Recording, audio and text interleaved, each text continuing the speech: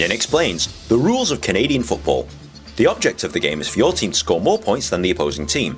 Teams are made up of 44 players, with 12 players taking the field at any one time. The field is 110 yards long by 65 yards wide, with two 20-yard end zones at each end. White markings on the field help players, referees and spectators keep a track of what's going on. The game starts with a kickoff. The team with possession of the ball is known as the offense, and the team without the ball is the defense. The job of the offense is to move the ball up the field and score points. This can be done by either running forwards with the ball or by throwing it up the field for a teammate to catch. The offense is given 3 chances, or 3 downs, to make at least 10 yards. If the offense manages to move the ball 10 yards or more, they will retain possession of the ball, whilst given another 3 downs to make another 10 yards. On your TV screen you will see this graphic. This tells you what down the team is on, and this tells you how many yards they need to make. If you're also watching this on TV, they will also show you the lines that they need to cross in order to make their downs. The defense's job is to stop the offense moving the ball by tackling. This includes pulling them to the ground, stopping them from moving forward, or forcing them off the field. If the offense fails to move the ball 10 yards within 3 downs, the ball is given to the defending team at that point. The defending team will then bring on their offensive players and try and move the ball in the opposite direction so that they can score. You will most likely see the offense kick the ball away on 3rd down to make it more difficult for the other team to score. The teams will usually have 3 different units of 12 players that come on the field at different times. They include the offense. These players will usually come on the field when they have possession of the ball.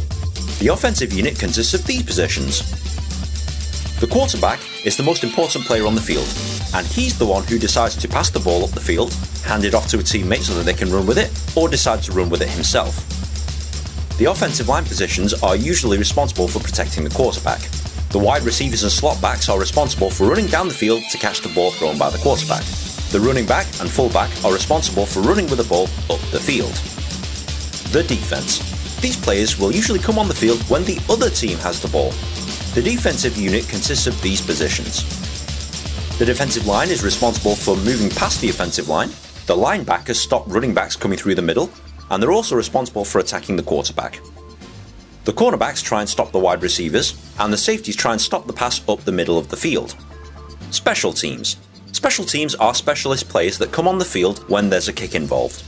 Within the special teams is a mixture of offensive and defensive players mixed with either a punter or kicker for offense or a punt returner for defense. Now you know what all the players do and how the game is played. But how do you score? In Canadian football, there's 5 different ways of scoring. Number 1, touchdown. The main way of scoring is via a touchdown. If the ball is carried into the end zone area or thrown and caught in the end zone, this is a touchdown and is worth 6 points. Unlike in rugby, you don't need to touch the ball down onto the ground. All you have to do is cross the line with the nose of the ball to score. Number 2, extra points. Once a touchdown has been scored, you have the option of kicking it through the uprights for an extra point, or trying to pass the ball into the end zone again for an extra 2 points. Most teams play it safe and go with the 1 point. Number 3, a field goal. At any time, the team with the ball can kick the ball between the posts and over the crossbar. To do this, they must hand it to a teammate who will hold it onto the ground ready for the kicker to make the kick. A successful kick scores 3 points. Number 4, safety. If the defense tackles an offensive player behind his own goal line, the defending team scores 2 points. Number 5, rouge. Unique to Canadian football, a rouge, more commonly known as a single, scores 1 point for the following 3 scenarios. If the kicking team misses a field goal and it goes out of bounds, if the kicking team punts the ball out of bounds through the end zone, or if a defensive player is tackled in his own end zone after a kick. Each of these scores 1 point. The game is played in 4 15-minute quarters for a combined playing time of 60 minutes. High scorer at the end of 60 minutes wins. There are no ties in Canadian football, so overtime periods are played if necessary to determine the winner. Is that it? Is that all I need to know? Well, you're almost there, but Canadian football is filled with lots of rules, and you'll need to understand a few more of them before you watch or play a game. For example, fumble. If a ball carrier or passer drops the ball, that's a fumble. Any player on the field can recover the ball by diving onto it or running with it. The team that recovers the fumble gets possession of the ball. Interception. An aggressive defense can regain possession of the ball by catching or intercepting passes that are meant for players on the other team. Both fumble recoveries and interceptions can be run back into the end zone for touchdowns. Incomplete pass.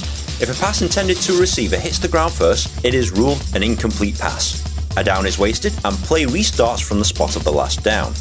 Penalty. If a player breaks one of the rules, referees will throw flags onto the field. They will then determine who made the foul and how many yards his team should be penalised.